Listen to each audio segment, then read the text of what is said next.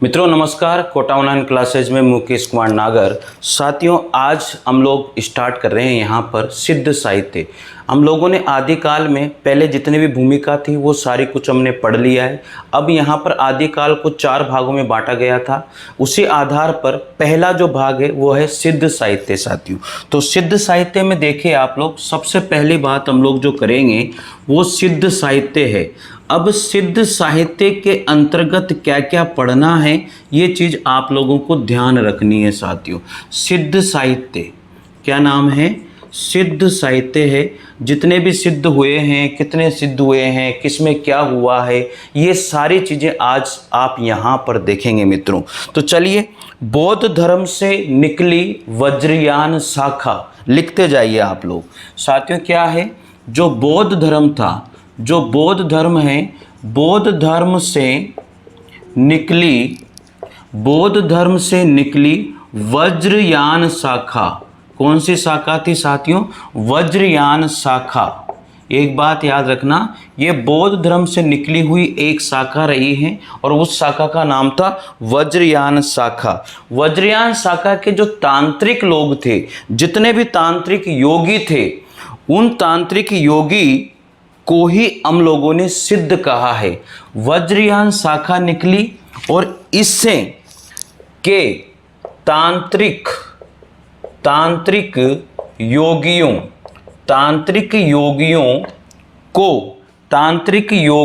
को ही सिद्ध कहा गया। क्या कहा गया? सिद्ध कहा गया है। साथियों, सबसे पहली बात होती है समझने वाली, ये वाली क्या होती है कि बौद्ध धर्म से निकली हुई वज्रयान शाखा, और वज्रयान शाखा के जितने भी तांत्रिक योगी थे, उन तांत्रिक योगियों को ही क्या कहा जाता है? सिद्ध कहा जाता है। पहली बात ये समझने वाली है मित्रों। फिर आगे बात करेंगे, मंत्रों की सिद्धि चाहने वाले ही सिद्ध कहलाए। अगली बात क्या है कि जो मंत्र थे, उन मंत्रों की सिद्धि चाहने वाले, क्या? उन मंत्रों की जो सिद्धि चाहने वाले लोग थे, सिद्धि चाहने वाले ही सिद्ध कहलाए। चाहने वाले ही क्या कहलाए साथियों? सिद्ध कहलाए हैं। ठीक है, ये दूसरी बात हो गई। सिद्ध साहित्य में ही हम लोग पढ़ रहे हैं। अब आगे देखिए, इनका जो समय रहा है, जो सिद्धों का समय रहा है साथियों, वो यहीं पर लिख लीजिए। 797 ईस्वी से लेकर के 1257 ईस्वी तक इनका समय माना गया है। कहाँ से कहाँ तक? 797 ईस्वी से लेकर के 1257 तक सिद्धों का समय माना जाता है साथियों। तो ये चीज़ आपको अच्छे से लिख लेनी है। आगे बढ़िए। अब यहाँ पर बात करेंगे, ये लिख लिया होगा आप लोगों ने, नहीं लिखा हो तो स्क्रीनशॉट लेके लिख लेना। ठीक है, तो आगे बढ़ते हैं अब इनकी विशेषताओं पर। और विशेषताओं से क्वेश्चन निश्चित रूप से बनता है। आजकल जो एग्जामिनर है साथियों, वो विशेषताओं से क्वेश्चन देता ही देता है। तो समय भी आप लोगों ने याद कर लिया, सिद्ध किसे कहते हैं ये भी आप लोगों ने याद कर लिया। जो बौद्ध धर्म है, बौद्ध धर्म से एक शाखा निकली वज्रयान शाखा, और वज्रयान शाखा में जितने भी हैं तांत्रिक मंत्रिक जो भी करने वाले हैं, वो क्या कहलाए? सिद्ध कहलाए साथियों। और सिद्ध जो माने जाते हैं मित्रों, वो मंत्रों पर विश्वास करने वाले माने जाते हैं। उन्होंने जो है मंत्रों को सिद्धि किया है, इसलिए उनको सिद्ध कहा जाता है। और इनका जो समय है वो 797 ईस्वी से लेकर के 1257 ईस्वी तक का इनका समय रहा है। अब सिद्ध साहित्य की विशेषताएं लिखिए। सिद्ध साहित्य की विशेषताएं, क्या क्या विशेषताएं होती हैं जो आप लोगों को लिखनी है और याद भी रखनी है, क्योंकि यहाँ से एक न एक क्वेश्चन जरूर बनता है। चाहे कोई सा भी साहित्य हो, चाहे आदिकाल हो, भक्ति काल हो, कोई सा भी काल हो, उसकी विशेषताएं, उसकी प्रवृत्तियां भी आपको याद होनी चाहिए।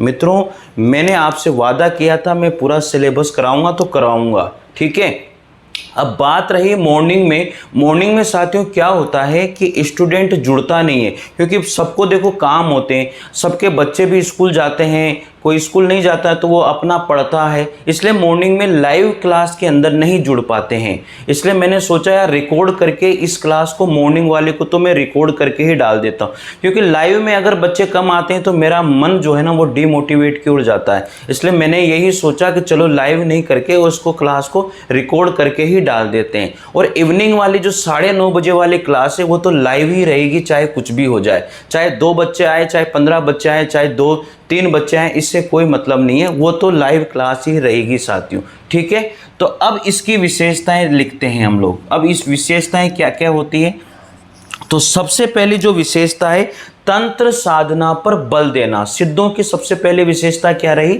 तंत्र साधना पर बल देना। साथियों नोट्स आप बना रहे हो, आपको कभी भी मैं जो है ना डीमोटिवेट नहीं करूंगा, आप निश्चित मानिए, मेरा विश्वास मानिए, कोर्स कंप्लीट मैं कराऊंगा, मत कीजिए कहीं भी ज्वाइन। ठीक है, तो ये विश्वास के साथ आप लोगों का कमेंट आना चाहिए, सर आप पर मुझे विश्वास है, तो मुझे थोड़ी सी तसल्ली मिलेगी कि मेरे स्टूडेंट मेरे से जुड़े हुए हैं, चाहे क्लास कैसे भी आए, बस क्लास आ रही है। तो तंत्र जो है साथियों, साधना पर उन्होंने बल दिया है, तंत्र साधना पर बल। तो ये जितने भी सिद्ध थे वो तंत्र साधना पर क्या देते थे साथियों, बल देते थे। पहली विशेषता जो आपको याद रखनी है मित्रों। दूसरी विशेषता है शिव और शक्ति की उपासना किया करते थे। ये भगवान शिव की और माता जी की उपासना, यानी कि शक्ति की उपासना किया करते थे, उपासना ये किया करते थे। तो ये बात, 2 मुख्य बातें हैं इसके अंदर, एक तो भगवान शिव की और एक शक्ति की ये उपासना किया करते थे। दूसरी बात आती है, यानी कि तीसरी बात, यहाँ पर तीसरे नंबर पर आती है पंचमकार की कल्पना। पंचम साथियों, पंचमकार की इन्होंने कल्पना करी है साथियों। क्या करी है, पंच जो मकार है उनकी ये कल्पना करते हैं साथियों। अब पंचमकार क्या क्या होते हैं ये चीज़ आपको बतानी है। मुझे बताओ पंचमकार क्या क्या होते हैं, आपको कमेंट करके बताना है, इसको मैं नहीं बताऊंगा। जो पंचमकार हैं उन्होंने क्या क्या माने हैं ये कमेंट करके मुझे बताइए, क्या क्या माने हैं। आप लोगों का कमेंट आना चाहिए मेरे पास इसके रिगार्डिंग। आगे है तो पंचमकार की ये कल्पना करते हैं, और इसके बाद में इनकी रही है गुरु की महत्ता पर बल।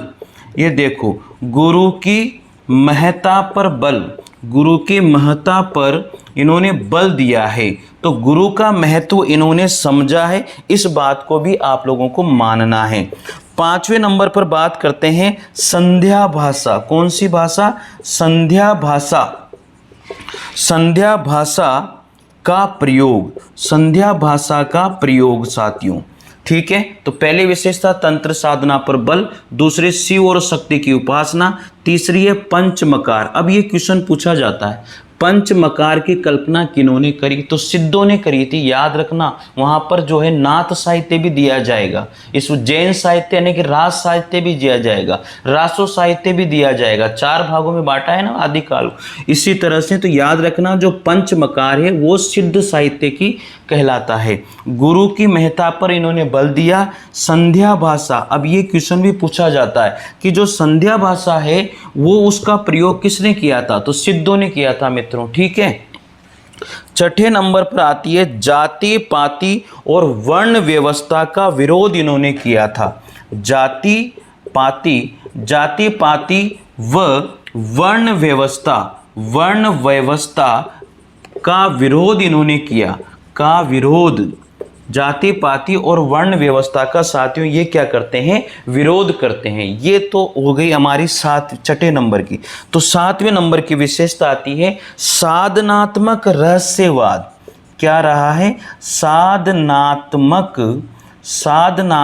रहस्यवाद। हमेशा इनके, अब यार तंत्र मंत्र वाली बात आ रही है तो रहस्यवाद तो इसमें रहेगा ही रहेगा 100%, इसमें कोई दो राय नहीं है। इसलिए साधना, ये साधना किया करते थे, तंत्र मंत्र करेंगे तो साधना भी करेंगे ही सही। इस तरह से याद रख लो चीज़ों को। तो साधनात्मक रहस्यवाद भी इनकी मुख्य विशेषता रही है।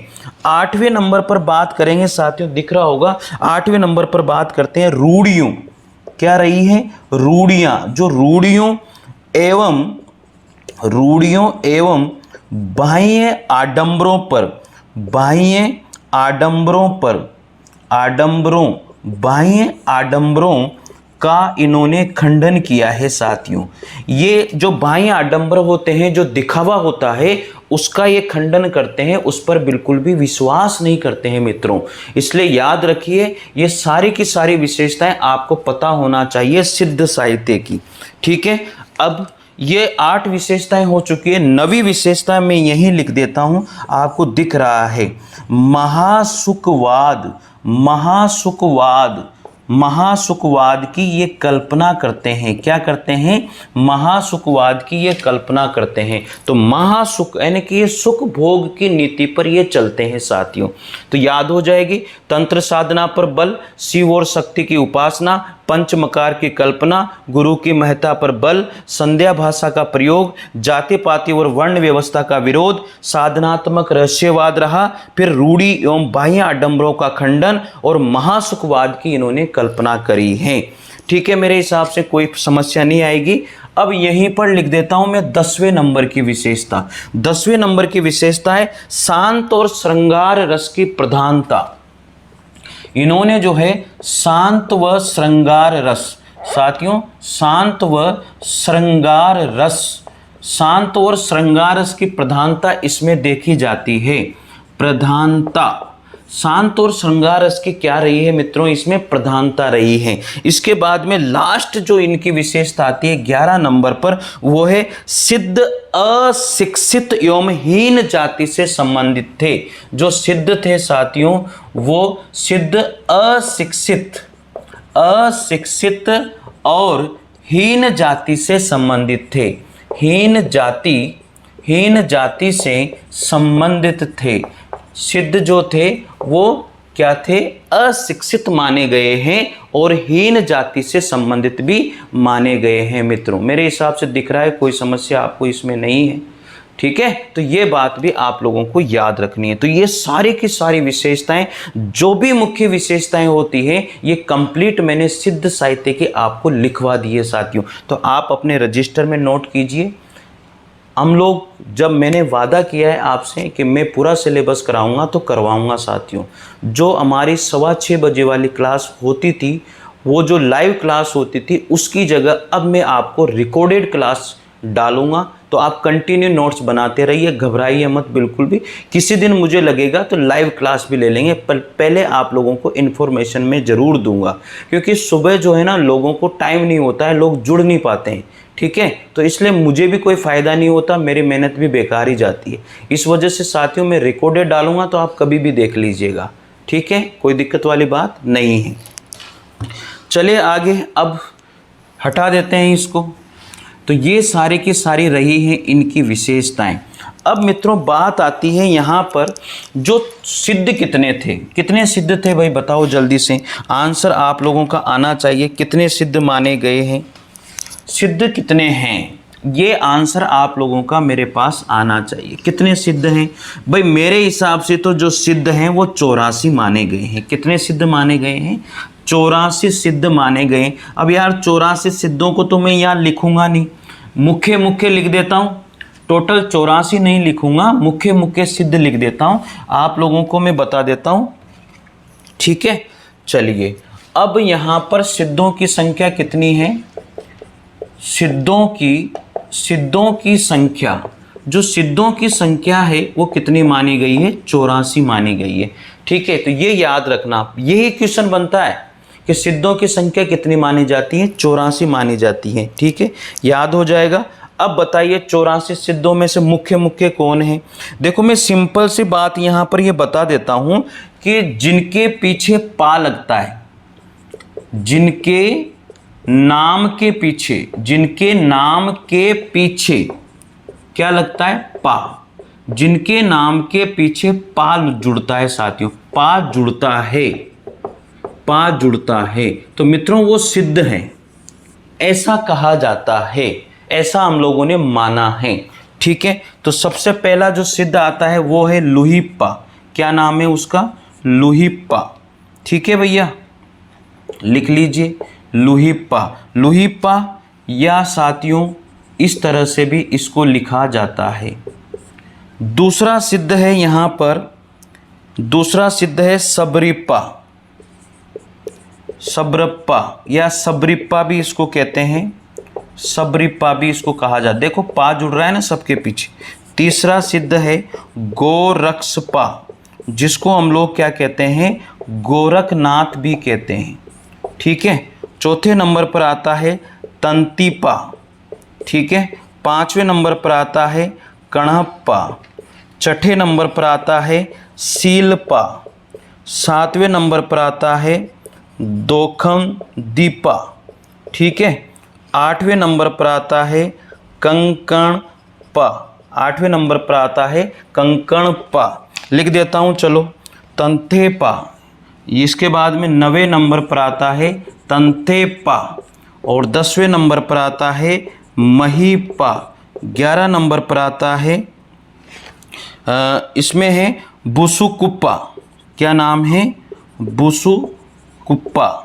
ठीक है। 12 नंबर पर है कमरिप्पा। 13 नंबर पर है धोकरिप्पा। क्या नाम है, धोकरिप्पा। 14 नंबर पर है जोगिप्पा। 15 नंबर पर है जयानंतपा। ठीक है। 16 नंबर पर है भलिप्पा। क्या नाम है, भलिप्पा। ठीक है। इसके बाद में 17 नंबर पर यहाँ पर आता है कनखलापा। क्या नाम है, कनखलापा। और 18 नंबर पर आता है उदरिप्पा, उदरिप्पा। 19 नंबर पर है सर्वभक्षपा, सर्वभक्षपा। और 20 नंबर पर है पनहप्पा। ठीक है। तो इस तरह से ये सिद्ध होते हैं हमारे, सारे के सारे सिद्ध हैं। और भी बहुत सारे सिद्ध हैं, 84 सिद्ध माने गए हैं, लेकिन मैं आप लोगों को यहाँ पर 20 ही सिद्ध लिखा रहा हूँ। 21 नंबर पर लिख लीजिए आप यहाँ पर लीलाप्पा। 22 नंबर पर लिख लीजिए सरहप्पा। ठीक है। 23 नंबर पर लिख लीजिए चोरंगीप्पा। 24 नंबर पर लिखिए चमरीप्पा। क्या नाम है, चमरीप्पा। और 25 नंबर पर है कर्णरीप्पा। क्या नाम है, कर्णरीप्पा। ठीक है। ज़्यादा लिखाने की जरूरत नहीं है क्योंकि सबके पीछे लाल लगता है, बस यही सोच लीजिए, इतने लिख लोगे वो बहुत है। ठीक है भाई। और भी लिखा दूँ आप बोलो तो, चलो लिखा ही देता हूँ, पूरे 84 सिद्धि लिखा देता हूँ आप लोगों। आप भी मान जाओगे कि यार सर ने पूरे 84 सिद्धि लिखा दिए। ठीक है ना। तो 84 सिद्धि लिखा देता हूँ आपको। 25 तो हो गए भैया, कहाँ तक हो गए, कर्णरिप्पा तक हो गया। तो तिलोप्पा 26 लिखो, तिलोप्पा। 27 वाला लिखो अजागिप्पा। ठीक है। 28 नंबर पर है कमरिप्पा। 29 नंबर पर है कुकरिप्पा। ठीक है। 30 नंबर पर है अचिंतिप्पा। 31 नंबर पर है इंद्रभूतिप्पा। ठीक है। और 32 नंबर पर है जालंधरप्पा। और 33 नंबर पर है मेदिनीप्पा। ठीक है। और 34 नंबर पर है चेलुकप्पा, चेलुकप्पा। ठीक है। नहीं दिख रहा हो तो देख लेना भाई, ये चेलुकप्पा लिखा हुआ है लास्ट में, चेलुकप्पा। ठीक है। लास्ट में चेलुकप्पा है। आगे देखिए कितने हो गए, अरे लिख देंगे 84 में, कोई बड़ी बात नहीं है, लिख देंगे सारे। आप भी लिख लेना ताकि पूरे कंप्लीट रहेंगे, नोट्स कंप्लीट रहने चाहिए। तो ये हो गया चेलुकप्पा।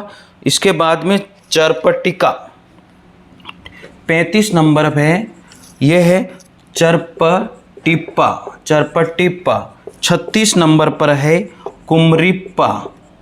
ठीक है। 37 नंबर पर है कलकलप्पा, कलकलप्पा। 38 नंबर पर है कपालप्पा। 39 नंबर पर है नागबोधिप्पा। क्या नाम है, नागबोधिप्पा। और ये 40 नंबर पर आता है साथियों 40 नंबर पर है कोकालिप्पा, क्या नाम है? कोकालिप्पा। 41 नंबर पर आता है विरूपा, क्या नाम है? विरूपा। 42 नंबर पर आता है कंकालिप्पा, ठीक है, कंकालिप्पा। और देखिए 42 हो गए, आगे बढ़ते हैं। अब पूरे लिखाऊंगा 84 के 84, घबराओ मत, पूरे के पूरे लिखाऊंगा।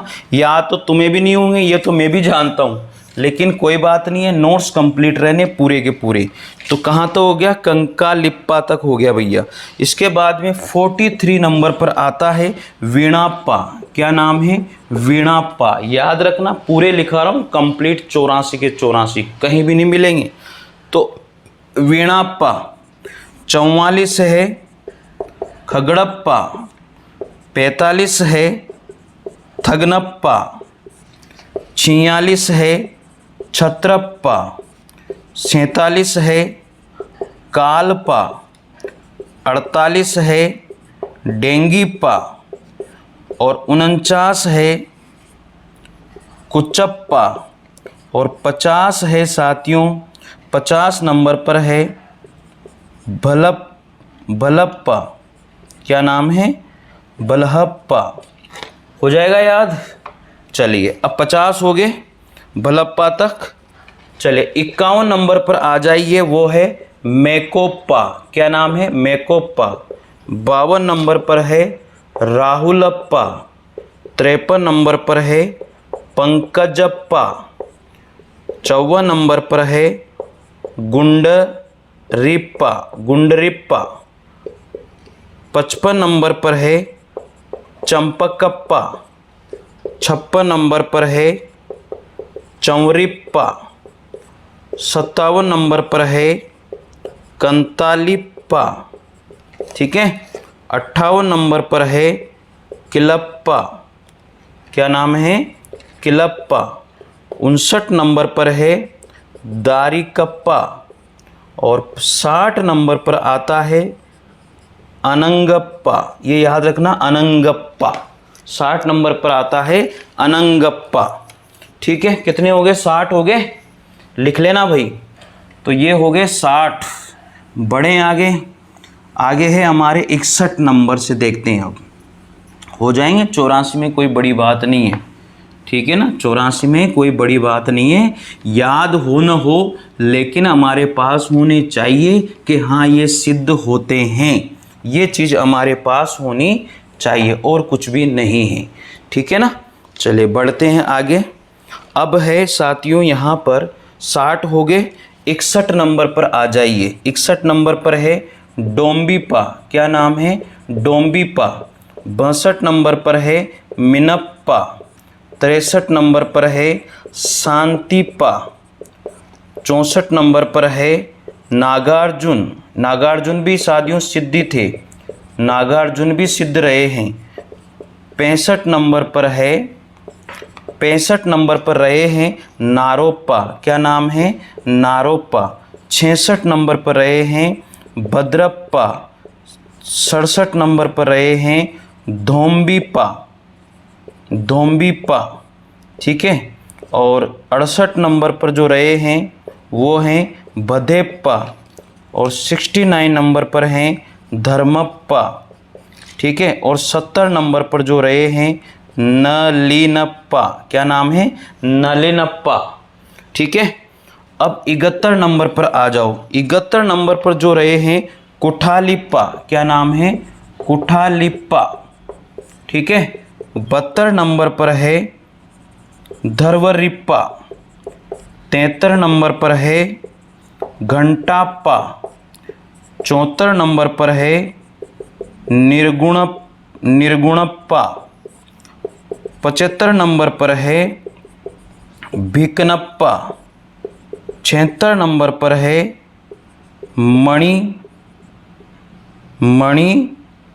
मणिभद्रप्पा।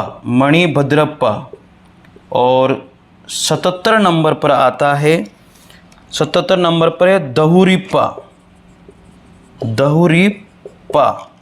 और 78 नंबर पर आता है साथियों सागरप्पा। और 79 नंबर पर है पुतलिप्पा और 80 नंबर पर आता है लक्ष्मीकरा। क्या नाम आता है? लक्ष्मीकरा। तो हो गया, कितने हो गए साथियों? 80 हो गए। चलिए अब हमारे पास बचे हैं 4, उन चारों को भी यहाँ लिख डालते हैं। कितने बचे भाई? 4 बचे ना, तो चारों को भी लिख लो यहाँ पर, कोई दिक्कत वाली बात नहीं है, 4 भी हो जाएंगे अभी। पूरे 84 लिखाऊंगा, आप टेंशन मत लो। 80 हो गए। 81 नंबर पर आएगा समुद्रप्पा। समुद्रप्पा, क्या नाम है? समुद्रप्पा। और 82 नंबर पर आएगा भलिप्पा। 83 नंबर पर है लुचिकप्पा। और 84 नंबर पर है मेखलापा। क्या नाम है? मेखलापा। तो योगिनी रहे हैं, ये मेखलापा जो है वो योगिनी है, ठीक है। और इसके बाद में जो है लक्ष्मीकरा, ये भी योगिनी है, तो ये चीज़ आप याद रखिए, ये भी योगिनी है। मणिभद्रप्पा, और ये भी योगिनी है, ये भी योगिनी है। मणिभद्रप्पा भी योगिनी है। और कनकलप्पा भी योगिनी है, मैं आपको बता देता हूँ, कनकलप्पा भी योगिनी है। तो ये योगिनी रहे हैं, लिख लीजिए पूरे के पूरे, ठीक है। अब आपको इनमें से सारे याद नहीं करने, जो आपको लगता है कि यार ये आ सकता है उनको ही याद करना है, ज़्यादा याद नहीं करना है। अब मुख्य बातें जो है अब लिखने वाली हैं, मुख्य बातें अब लिखेंगे हम लोग। क्या क्या मुख्य बातें हैं? वो जो चीज़ें याद रखने वाली हैं ना, पहली बात तो ये याद रखो कि 84 सिद्ध होते हैं। सिद्ध कितने होते हैं? 84 सिद्ध होते हैं। ये चीज़ आपको पता होनी चाहिए भैया। 84 सिद्धों के नाम पता हो न हो, लेकिन ये याद होना चाहिए कि सिद्ध कितने हैं। तो सिद्ध कितने हैं साथियों? सिद्ध 84 होते हैं। ये चीज़ आपको पता होनी चाहिए, और कुछ भी जरूरत नहीं है इसके अंदर, और कुछ भी नहीं आता है। अब आता क्या है ये अब लिखने वाले हैं हम लोग। क्या लिखने वाले हैं? अब लिखने वाले हैं कि आता क्या है। चलिए 84 सिद्धों में 4 योगिनियों के नाम क्या क्या हैं? तो जो 84 सिद्ध होते हैं, जो 84 सिद्ध होते हैं, उन 84 सिद्धों में 4 योगिनियां हैं। 4 क्या है? योगिनियां हैं। इन 4 योगिनियां हैं जो हैं, उनके नाम क्या क्या हैं? जो 4 योगियां हैं या योगिनियां हैं या योगिनी हैं, उनके नाम क्या क्या हैं, ये चीज भी आप लोग जान लीजिए। तो सबसे पहला नाम है कनकलापा। क्या नाम है? कनकलापा। दूसरा नाम है मणिभद्रप्पा। क्या नाम है? मणिभद्रप्पा। योगिनियां मतलब जो फीमेल रही है उनको कहा गया योगिनियां, ठीक है, जो फीमेल रही है। तो इतनी फीमेल इनके अंदर थी साथियों। तीसरे नंबर पर आती है लक्ष्मीकरा। लक्ष्मीकरा। और चौथे नंबर पर है मेखलापा। क्या नाम है? अब लक्ष्मी करप्पा भी लिख सकते हो, लक्ष्मी करप्पा लिख दो, हेलो, कोई दिक्कत नहीं है। लक्ष्मी करा आ जाए तो भी मानना पड़ेगा आप लोगों को। तो ये 4 योगिनियां रही है साथियों, किसमें? सिद्धों के अंदर। 4 फीमेल सिद्धों के अंदर रही है। इसको आप ढंग से याद कर लो। ये सब ये है याद करने वाली चीज। अब आगे बात करते हैं साथियों, ये सारी बातें आपको पता होनी चाहिए। 84 सिद्धों में 4 योगिनी हैं या 4 योगिनियां हैं। कनकलापा, मणिभद्रप्पा, लक्ष्मी करप्पा और मेखलापा। तो ये होना चाहिए आप लोगों को याद। बढ़े आगे, कोई समस्या यहाँ तक तो नहीं होनी चाहिए मेरे हिसाब से।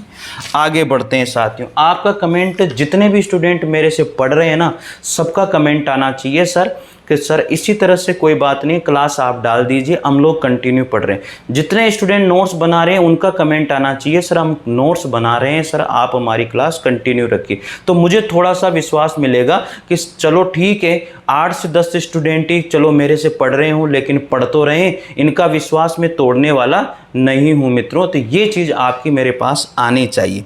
आगे बढ़ते हैं साथियों, उसी के आगे कंटिन्यू करते जाइए। नागार्जुन, नागार्जुन है। नागार्जुन के बाद में गोरखनाथ, गोरखनाथ, नागार्जुन, गोरखनाथ, चरपट्टप्पा। क्या नाम है? चरपटनाथ, चरपटनाथ, चरपटनाथ है। फिर है जलंधरनाथ, क्या है? जलंधरनाथ, ठीक है। फिर है जलंधरनाथ। ये चारों, ये क्या है साथियों? ये चारों कविनाथ और सिद्ध दोनों में ही गिने जाते हैं। ये चारों जो है कवि और सिद्ध, कवि और सिद्ध दोनों में ही गिने जाते हैं, दोनों में ही गिने जाते हैं साथियों। मेरे हिसाब से दिख तो रहा है सबको, दोनों में ही गिने जाते हैं, ये ध्यान रखना। नागार्जुन, गोरखनाथ, चरपटनाथ, जलंधरनाथ, ये जो चारों हैं ये कवि और सिद्ध दोनों में ही गिने जाते हैं, ये चीज़ आपको पता होना चाहिए। चले आगे बढ़ते हैं। सिद्धों ने महासुखवाद का प्रवर्तन किया था, ये चीज़ याद रखिए। सिद्धों ने महासुखवाद का प्रवर्तन किया।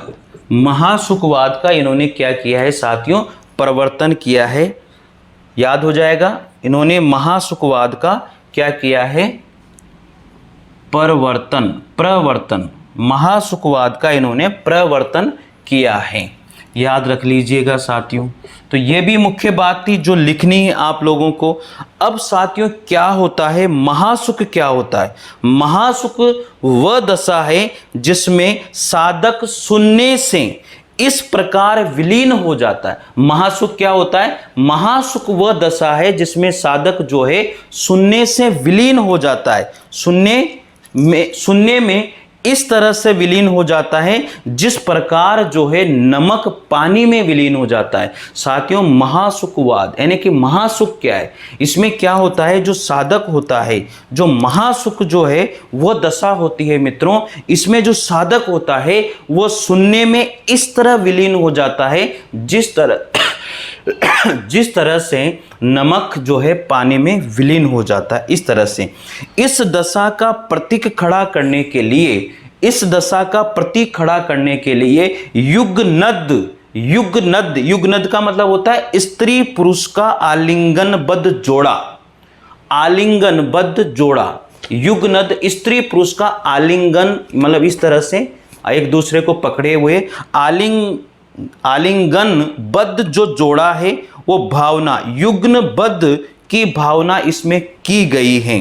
प्रथम सिद्ध, ठीक है। तो महासुख मैंने बता दिया पढ़ करके आप लोगों को, ये होता है महासुख। आगे है प्रथम सिद्ध। जो प्रथम सिद्ध लिख लेना साथियों, प्रथम सिद्ध सरहप्पा, प्रथम सिद्ध सरहप्पा जो है सहज जीवन, प्रथम सिद्ध सरहप्पा सहज जीवन पर बहुत बल देते थे, सहज जीवन पर बहुत बल देते थे। ये चीज आपको पता होनी चाहिए। प्रथम सिद्ध सरहप्पा को माना गया है और ये सरहप्पा जो स से स है, स से स, इसलिए ये सहज जीवन पर ही क्या देते थे? बल दिया करते थे मित्रों। तो ये बात आपको याद होनी चाहिए। इसलिए आगे लिखिए इसी में, इसलिए वज्रयान शाखा, इसलिए वज्रयान शाखा को क्या कहा गया? सहजयान। वज्रयान शाखा को सहजयान भी कहा जाता है, सहजयान भी कहा जाता है। तो ये याद रखने वाली चीज़ें सबसे इंपॉर्टेंट बात है साथियों। ये मतलब जो भी चीज़ें मैं लिखा रहा हूँ आप लोगों को, ये सब इंपॉर्टेंट है। इतनी चीज़ें तो आपको हिंदी साहित्य में याद होनी ही चाहिए मित्रों। तो मित्रों आज हम लोगों ने यहाँ तक पढ़ा है और मुझे ज़रूर बताइएगा, इसके आगे कंटिन्यू करेंगे हम लोग, क्लासेस को कंटिन्यू रखेंगे। अभी हम लोग किस में चल रहे हैं? सिद्ध साहित्य में चल रहे हैं। इसके आगे कंटिन्यू क्लासेस रहेगी, आप कंटिन्यू नोट्स बनाते जाइए। तो आज की डेट डाल करके इतना लिख लीजिए और इसको अच्छे से तैयार कर लीजिए। तो मित्रों मुझे बताइए आज की क्लास कैसी लगी है, और हम इसी तरह से मॉर्निंग वाली क्लास को रिकॉर्डेड ही डालेंगे और आप लोग निश्चित रूप से उसको पढ़िए साथियों। तो साथियों मुझे जहाँ तक आशा है शायद आपका और मेरा विश्वास बना रहे और कंटिन्यू हम लोग पढ़ते रहें और संघर्ष संघर्ष की जीत हो, यही आशा के साथ साथियों मिलते हैं अगले वीडियो में। तब तक के लिए जय हिंद, जय भारत। थैंक यू सभी को, नमस्कार।